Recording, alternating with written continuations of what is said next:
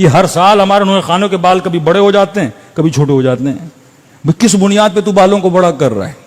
دن رات صرف ایکشن بازی. ایران میں، عراق میں جب نوح خانی سکھائی جاتی ہے، مرثیہ خانی سکھائی جاتی ہے، شرائط ہے امام حسین کا نوح خان بننا، شرائط رکھے جاتے ہیں.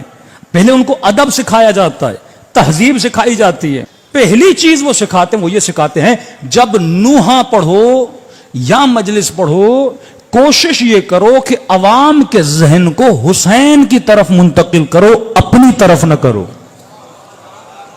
پہلی شرط کسی نوح خان کے لیے، پہلی شرط کسی ذاکر کے لیے رکھی جاتی ہے.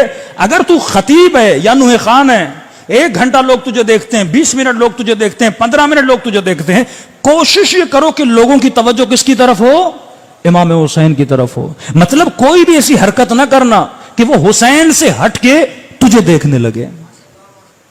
اب ایسی چیزیں بندہ پہن کر آئے، ایسے کپڑے پہن کے آئے، کبھی ایکشن بازی ادھر کبھی ایکشن بازی ادھر، اب وہ جوان اسی کو دیکھتا رہتا ہے. کیا بہترین ایکٹنگ کر رہا ہے، کیا انداز بیاں ہے. ساری توجہ کس کی طرف ہوتی ہے؟ اس نوح خان کی طرف ہوتی ہے. یہ میں آپ کو رپورٹ دے رہا ہوں، اندر کی باتیں بتا رہا ہوں. 40,000 روپے ایک نوح خان نے خرچہ کیا بالوں کو سیدھا کرنے کے لیے. اب جو